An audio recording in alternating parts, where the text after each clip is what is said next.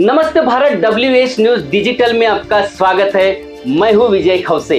आज के खबर के प्रायोजक है एश इलेक्ट्रॉनिक्स एंड फर्नीचर्स वाड़ी नागपुर। हम रहते हैं खबरों के आगे, खबरों के पीछे, खबर छुपाते नहीं दिखाते हैं। राजनीति हो या सामाजिक, क्राइम हो या भ्रष्टाचार की, अन्याय हो या अत्याचार की, हम देते हैं निडरता से खबर को महत्व। आप भी खबर को महत्व देकर हमारे चैनल को सब्सक्राइब करें, विज्ञापन देकर हमें आर्थिक मदद करें। आइए देखते हैं आज की विशेष खबर।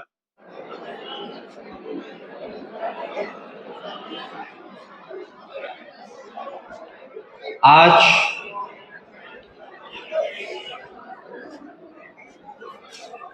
अपने इस महाराष्ट्र प्रदेश में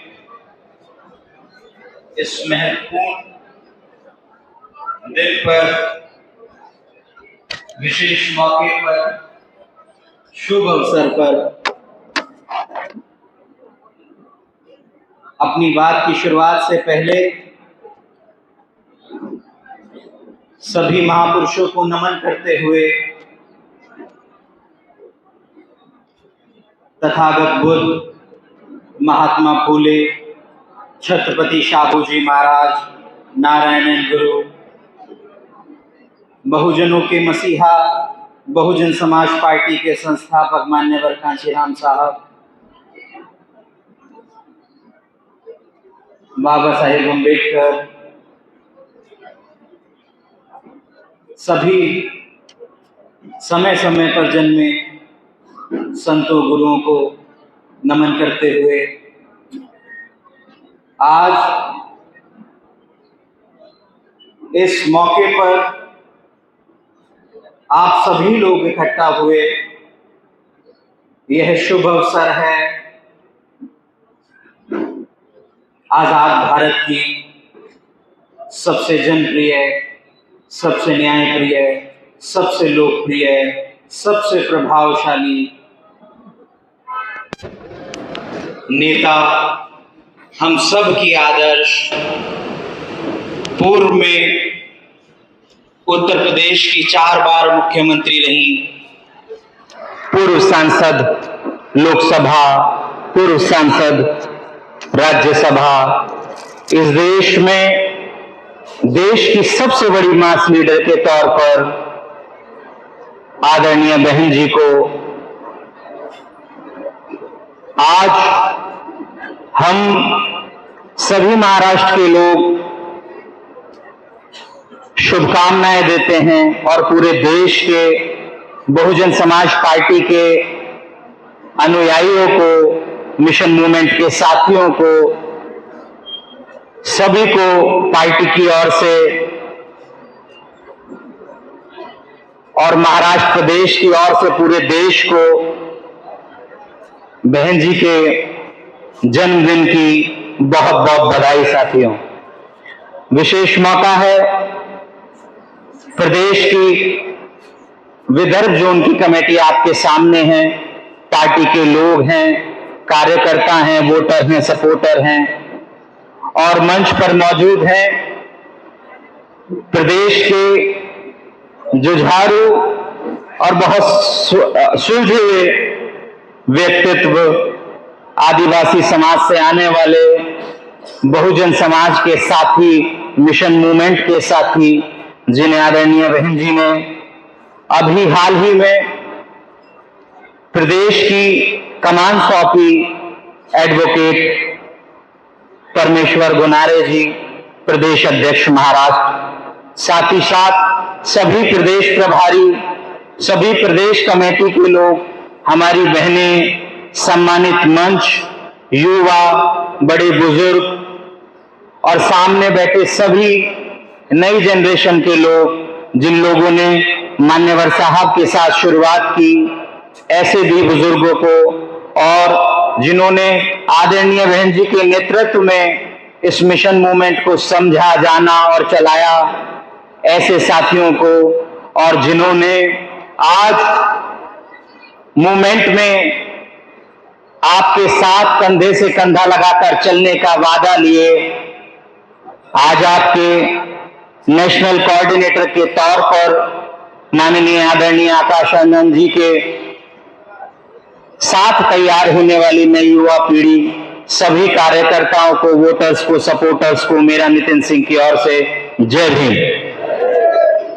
साथियों, खचाखच माहौल था और बहुत सी कुर्सियां खाली हो गई हैं, लेकिन यह मायने नहीं रखता। मायने यह रखता है कि आप जब बहुजन समाज पार्टी के किसी कार्यक्रम में आते हैं तो वह मात्र एक कार्यक्रम नहीं होता, और यह तो दिन भी ऐसा विशेष है। मैं आप सब लोगों की ओर से अपने महापुरुषों के समक्ष अपनी नेता को, आदरणीय बहन जी को एक बार आप सबकी उपस्थिति में बर्थडे विश करते हुए, हैप्पी बर्थडे बहन जी, आपका बहुत बहुत आभार कि आप हैं तो सब कुछ हैं। आप ही की वजह से, आप ही की बदौलत देश में दलित समाज की क्या स्थिति होती है, जो स्थिति बहुत कमजोर थी वो कैसे ताकतवर हुई, उसका परिचय आपको देखकर होता है, आपको देखकर लगाया जा सकता है। जो आवाज कभी कमजोर थी, चाहे वो दलित की हो, बहुजन समाज से आने वाले पिछड़े समाज की हो, चाहे आदिवासी समाज से आने वाले किसी आम जनमानस की हो, उस आवाज में कितनी ताकत किस तरह से लाई जाती है, उसका मनोबल किस तरह से बढ़ाया जाता है, ऐसी हमें सीख देने वाली हमारी नेता आदरणीय बहन जी हैं। और ये मैं इस आधार पर कहना चाहता हूं कि आपने आदिवासी समाज से आने वाले देश के तमाम सांसद, विधायक, मंत्री देखे होंगे, और मैं समझता हूं महाराष्ट्र प्रदेश में भी कई बार देखे होंगे। इस देश ने आदिवासी समाज से आने वाले राष्ट्रपति भी देखे। इस देश ने जो सबसे उच्च पद होता है देश का, राष्ट्रीय अध्यक्ष, ऐसे राष्ट्रपति के पद पर आसीन बहुजन समाज से आने वाले, आदिवासी तबके से आने वाले लोगों को देखा। लेकिन इस देश ने यह भी देखा कि दोनों में कितना फर्क है उनकी स्वभाव में, मनोबल में। एक आदिवासी समाज से ऐसे लोगों को लाने वाला वर्ग होता है जो उन्हें डमी की तरह प्रदर्शित करता है उनको वोट को लेने के लिए, और इस देश में वोट के बलबूते पर, वोट को ठगते हुए इस देश में हुक्मरान बनने की वह ऐसा परिचय देते हैं। और एक तरफ जहां मैं समझता हूं कि ये मंच था और एक आदिवासी समाज से आने वाले व्यक्ति, युवक बोल रहे थे, हमारे प्रदेश के प्रदेश अध्यक्ष बोल रहे थे, और मैं सही मायनों में कहूं तो मात्र बोलना नहीं था, बहुजन समाज पार्टी का जो स्वभाव है उस स्वभाव में वो लीन हो गए थे, और आखिरकार वह आदिवासी के तौर पर नहीं बोल रहे थे। महात्मा फूले, शाहू महाराज, बाबा साहेब अम्बेडकर, मान्यवर कांशीराम साहब और आदरणीय बहन जी की नेतृत्व वाली बीएसपी पार्टी के अनुयायी के तौर पर दहाड़ रहे थे, जो हमें देखने को मिला। साथियों, यह फर्क है। आपके बीच इतनी लंबा समय, आप काफी समय से बैठे हैं, ज्यादा समय मैं नहीं लूंगा। और एक बात प्रदेश अध्यक्ष जी ने कही कि ऐसा क्या महाराष्ट्र प्रदेश को बताया जाए, लगभग सभी बात, चाहे वो लिटरेसी रेट के कारण हो, चाहे यहाँ पे हमारे महापुरुषों की जन्मस्थली है इस कारण हो कि उनकी कर्मभूमि, जन्मभूमि रही है, तो ऐसा महाराष्ट्र प्रदेश को क्या बताया जाए कि आपको जगाया जाए। लेकिन समस्या यही आती है कि महाराष्ट्र प्रदेश सब कुछ जानता है, और जो लोग सब कुछ जानते हैं वो बड़ी देर से मानते हैं। उनको मनाना इतना आसान नहीं है। मैं ये नहीं कहता कि वो नहीं मानते, लेकिन एक समय ऐसा आता है कि कुदरत भी जो बदलाव करती है, उस बदलाव की साक्षी बाबा साहब नहीं बने, मान्यवर साहब नहीं बने, लेकिन यकीनन यह महाराष्ट्र प्रदेश, ये हमारा महाराष्ट्र प्रदेश यकीनन बहन जी के नेतृत्व में बनेगा।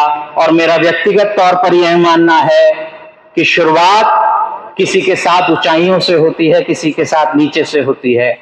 यह लोग उन ऊंचाइयों को छुए जिसका इन पे तमगा लगता था कि इस देश की ये जो आम जनता है, इस देश के बहुजन समाज के दलित और पिछड़े हैं, इस देश के बहुजन वर्ग से आने वाले गरीब तबका है, इस पर यह टैग लगा दिया जाता था कि इसको वोट देने के लिए भी आप सब भली भांति जानते हैं कितना संघर्ष बाबा साहब ने किया। तो जब वोट देने के अधिकार तक की नौबत इस बात पर आती है कि ये लोग पढ़े लिखे नहीं हैं, तो सबसे पहले अगर पढ़ाई लिखाई में उच्च स्थान पर जाने का काम, एजुकेशन लेवल को, लिटरेसी रेट को बहुजन समाज में बढ़ाने का काम किया, तो उसमें सबसे अव्वल महाराष्ट्र प्रदेश आता है। और जब मैं यहां आके अपनी बात को रखता हूं या आपको समझता हूं, सुनता हूं और समझने की कोशिश करता हूं क्या स्थिति है, तो मुझे लगता है कि ज्ञान की तो कोई कमी नहीं है, विचार की कोई कमी नहीं है। विचार की तो इतनी भरमार है कि अगर जिन प्रदेशों में सरकार अभी तक हम नहीं बना पाए, भले ही महाराष्ट्र प्रदेश ने अपने प्रदेश में सरकार ना बनाई हो, लेकिन अगर इन्हीं ही वक्ताओं को, इन्हीं ही स्पीकर्स को, इन्हीं लोगों को किसी और प्रदेश में भेजा जाए तो यकीनन वो इनकी बात सुन के अपनी सरकार बना लेंगे। यह फर्क है। और मैं उत्तर प्रदेश से आता हूं, आपके बीच में बात रखने का मौका मिला, आपने अवसर दिया और मैंने महाराष्ट्र को करीब से जानने के लिए कोशिश की। मैंने देखा कि यहाँ किस बात को किस तरीके से रखा जाता है।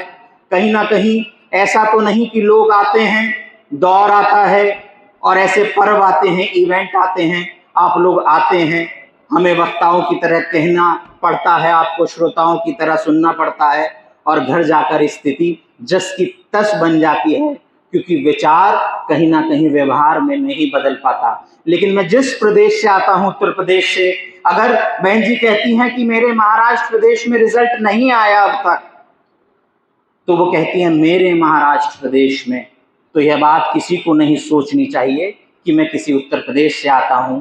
मैं भारत देश का युवक हूं, भारत देश का वासी हूं और अनुयायी बाबा साहेब अम्बेडकर के हैं और अपनों के बीच अपने महाराष्ट्र प्रदेश में आता हूं। और मुझे भी एक कोफ्त होती है कि जिस प्रदेश में भरमार है विचारों की, जिस प्रदेश ने कर्मभूमि के तौर पर और जन्मभूमि के तौर पर इतने बड़े विद्वानों को, संतों, गुरुओं को, महापुरुषों को दिया, ऐसी क्या कमी रह गई कि सरकार देने में असफल है।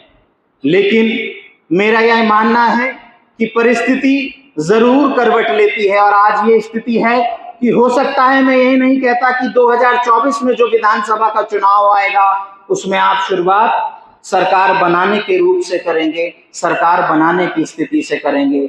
लेकिन ये मेरा मानना है कि महाराष्ट्र प्रदेश को मैंने जितना परखा उसमें ये जाना कि अनेक पढ़ाई लिखाई, जैसे अभी मैंने प्रदेश अध्यक्ष जी की बात की कि उन्होंने कहा कि जब सब लोग जानते हैं तो क्या बताया जाए, ऐसा कुछ विशेष हो कि जो इनके विचारों में ऐसा कुछ इनकी दिल पे लगे या दिमाग पे लगे कि इस पार्टी के कारवां को सदन में आगे बढ़ाएं, असली में जहां से चीजें चलती हैं वहां से चलाएं।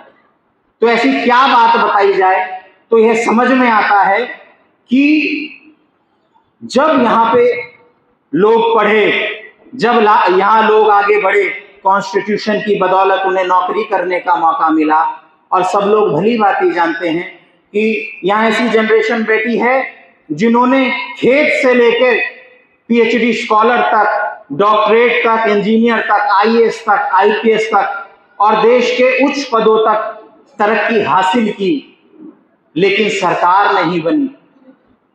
तो ऐसा क्या है कि कमी रह गई? तो हम कहीं ना कहीं देखते हैं कि कमी एक समय पर जब आप सब कुछ जान जाते हो तो एक क्षण ऐसा आता है, एक समय ऐसा आता है कि जो आम जनता है उसने कभी हमेशा आपके विचारों को सुना, आज भी आप सुन रहे हैं, इतनी देर से बैठे हैं। अब ऐसी स्थिति में जब विचारक आप महाराष्ट्र प्रदेश में हो गए हैं तो विचारकों ने, इधर बैठे लोगों ने, जब वो अच्छा बोलना सीख गए, वो जाति की, वर्ग की और कॉन्स्टिट्यूशन की विशेषता जान गए, वो ताकत को समझाना जान गए, तो कहीं ना कहीं भ्रम पैदा करने भी कुछ ऐसे लोग रहे कि वह आपको तोड़ सकें, अलग कर सकें।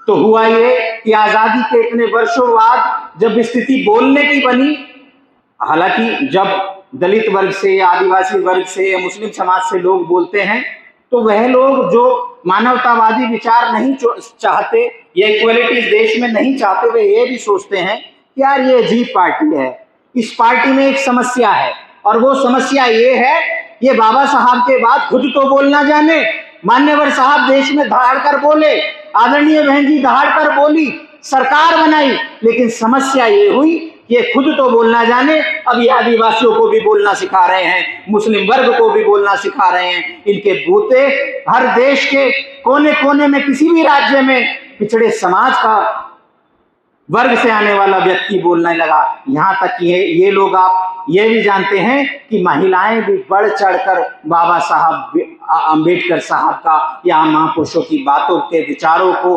आपके बीच में बोलने लगे और आपके वर्ग को समझाने के लिए, उसको उन्नति के रास्ते पर लाने के लिए विचार रखने लगे। ये समस्या हो जाती है इस पार्टी के साथ उन लोगों के लिए कि अरे आप खुद बोलते तो आपको मंत्री बनाते थे, प्रधानमंत्री, उप प्रधानमंत्री, कुछ ऐसा पद देते थे जिससे आपको ठग लिया जाता, और हमेशा से ऐसा हुआ।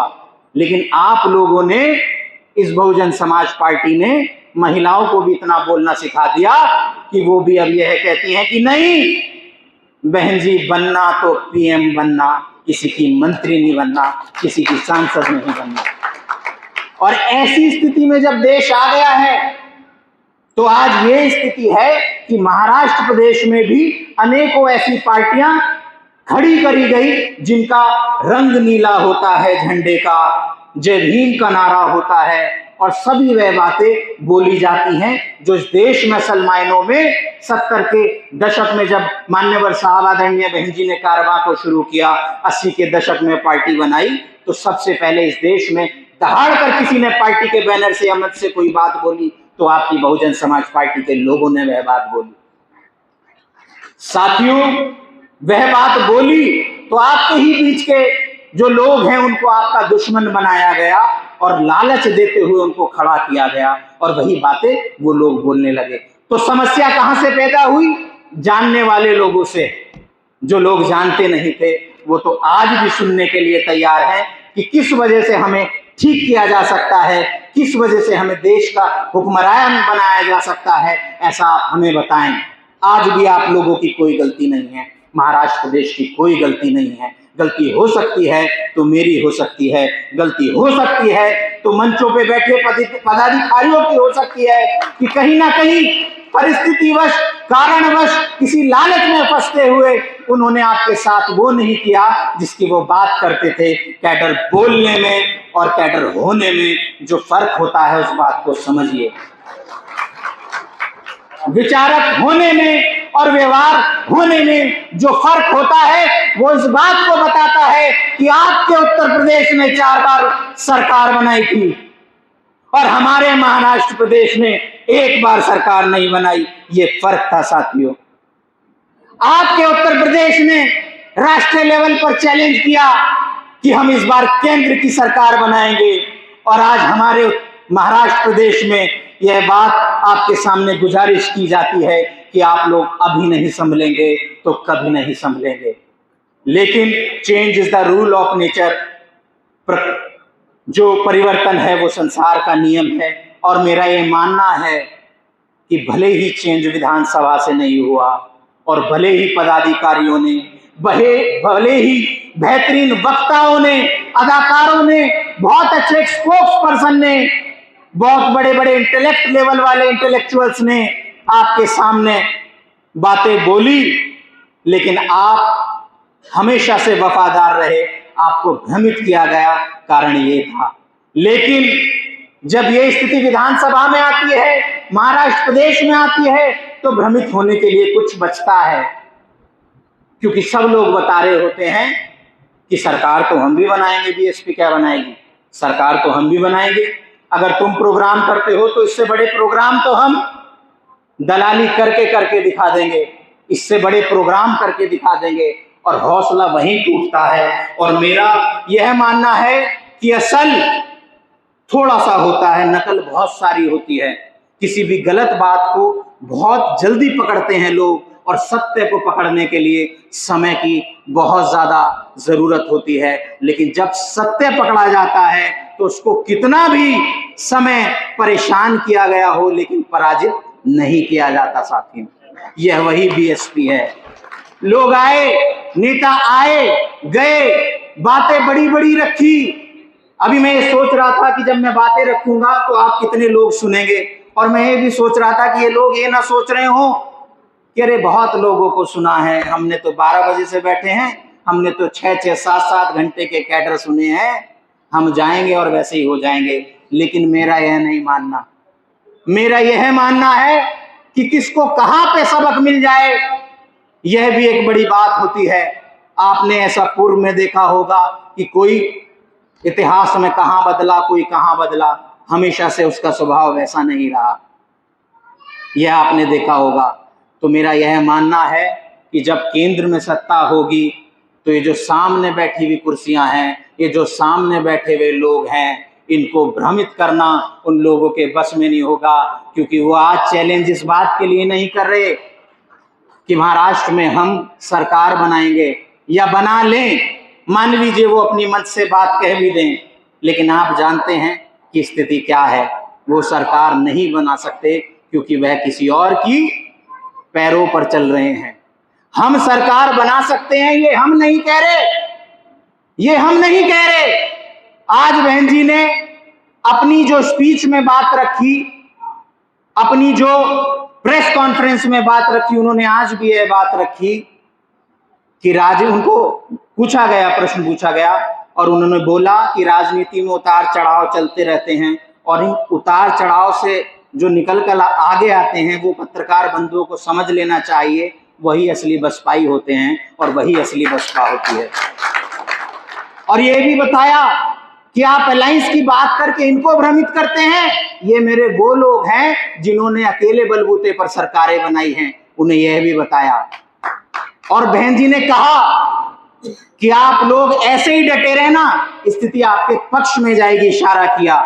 और ये बात हम सिर्फ नहीं कह रहे हैं कि हम सरकार बनाएंगे, हम कह रहे हैं शांत रहिए, बहुत आराम से बोल रहे हैं, हम नहीं कह रहे हर तरफ सन्नाटा है, हम नहीं कह रहे कि हम सरकार बना रहे हैं। लेकिन एक विशेष बात आपके बीच में बोलना चाहता हूं कि राउंड टेबल ऐसे लगी होती है और वो भी ये कहते हैं कि हम सरकार नहीं बना रहे, सरकार कोई और बना रहा है, लेकिन कोई नाम नहीं लेना कौन बना रहा है, कोई नाम नहीं लेना कौन बना रहा है। अगर नाम ले दोगे तो आज से सरकार बन जाएगी, हमें थोड़ा सा कोशिश करने दो कि हमारे हिस्से भी कुछ भ्रम आ जाए और हम कोई चाल चल दें। कोई नाम नहीं लेना, लेकिन जहाँ नाम जब परिस्थिति लेती है, समय लेती है, कुदरत लेती है और आपकी कटने वाली 200 रुपए की पर्ची लेती है, तो समय सबको बता देगा कि सरकार कौन बना रहा है। साथियों, मैं यही कहना चाहता हूं, जो विधानसभा के तौर पर नहीं हुआ वो केंद्रीय लेवल पर जब आपके बीच में बहुजन समाज पार्टी आएगी कि हम केंद्र में सरकार चलाने वाले लोग हैं और आपके बीच ये पदाधिकारी आएंगे, तो सामने बैठी हुई जनता उनको छोड़ देगी, उनको भगा देगी और ये बात पुख्ता कर रही होगी कि नहीं, हमसे गलती हुई कि मान्यवर साहब, हमने बात तब नहीं मानी क्योंकि हम सब जानते थे। और जानने वाले लोग बहुत देर में मानते हैं, लेकिन जब मानते हैं तो पहले नंबर पे महाराष्ट्र प्रदेश को लाकर खड़ा करेंगे, यह मेरा मानना है। मुझे यहाँ जरूरत नहीं पड़ती कि मैं यहाँ किसी मिशन मूवमेंट को बताऊं, बाबा साहब को बताऊं, फूले साहब को बताऊं। मुझे जरूरत पड़ती है कि मैं वो बात बताऊं कि उत्तर प्रदेश में सरकार में सब कुछ बता चुके हैं हमारे पूर्व के लोग कि क्या क्या हुआ। इसलिए मैं आपको उससे रूबरू इसलिए कराता हूं कि समझिए, जो सरकार होती है ना वह अलग ही होती है, उसके लिए लाचार नहीं होना पड़ता। आपकी जनरेशन जो मुफलिसी आपने देखी और आपने इस बलबूते पर उनको पढ़ाया कि जो हमने देखा वो यह ना देखें और इनको पढ़ा लिखा के बड़ा करें। और इन्होंने यह सोचा कि पढ़ लिख कर जब इतना बोलने गए और राष्ट्रीय लेवल पर चैलेंज करते हैं तो उनकी पढ़ाई रोकी जाए, और पढ़ाई रोकने का ये सिलसिला है। लेकिन आप लोग पढ़ा चुके हैं और हम ये भी मानते हैं कि हमारी इस बात की लड़ाई नहीं थी कि हम पढ़ लिख जाएं, हमारे पास रोटी कपड़ा मकान आ जाए, इस बात की लड़ाई हमें कभी महापुरुषों ने नहीं सिखाई। हमारी लड़ाई इस बात की थी, इक्वलिटी की, समानता की। अगर आप किसी चीज को कर सकते हैं तो यही जाति के भी हिसाब से वह लोग नहीं कर पा रहे, इस बात की हमें समानता में लाने की लड़ाई थी। और आदरणीय बहन जी ने हमें कभी ये नहीं सिखाया कि हमें किसी को गाली देकर अब शब्द कहकर नीचे करना है। आदरणीय बहन जी ने हमें यह सिखाया कि तुम खुद ब खुद ऊपर उठो, इक्वलिटी अपने आप आ जाएगी। ये फर्क है हमारी नेता की विचारधारा में। साथियों, कम समय है, समझिए वक्त बार बार नहीं आता, और ये कहा जाता है कि सब्र का फल मीठा होता है, लेकिन उसे अगर समय पर तोड़ा ना जाए तो वो फल सड़ भी सकता है। और आज ऐसा समय आया है कि जो मेहनत आपने की है और वो मेहनत आपके बच्चों को उनके भविष्य के रूप में मिलनी चाहिए, आज उसका समय है। जानिए परिस्थिति को, मानिए परिस्थिति को।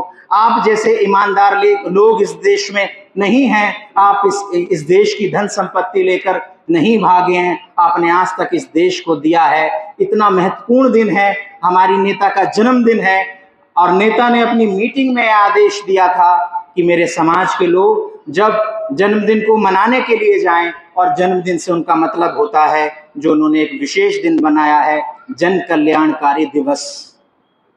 वो इसलिए कि उस दिन आप जानें कि आपकी शक्ति क्या है, सहयोग कैसे करना चाहिए, और विशेष क्यों ये दिन है। इसलिए आपको यह दिन दिया है। और उन्होंने यह कहा कि जब आप लोग जाएंगे तो सरलता के साथ, शालीनता के साथ जन्मदिन बनाएंगे, विचारों के साथ। सबसे बड़ी ताकत विचार कारवा यहाँ तक आया है। विचारों को दीजिएगा, विचारों को समझाइएगा, सरकार के बारे में बताइएगा। और केक की बचत नहीं हुई है, आप ये नहीं सोचना कि यहाँ केक नहीं कटा तो केक नहीं कटेगा। लेकिन बहन जी का ये आदेश है कि हमारी पार्टी के लोग जैसे परिवार होंगे, विचारों का आदान प्रदान करेंगे, तो घर जाएंगे और अपने फैमिली के साथ बर्थडे अपनी नेता का सेलिब्रेट करेंगे, ऐसा उन्होंने कहा है। दोस्तों, खबर देखने के लिए आपका शुक्रिया। आज के लिए बस इतना ही, फिर मिलेंगे नए खबर के साथ। तो बने रहिए WH न्यूज के साथ। चैनल को लाइक, सब्सक्राइब करें, फेसबुक, इंस्टाग्राम पर फॉलो करें, विज्ञापन देकर हमें आर्थिक सहयोग करें। धन्यवाद।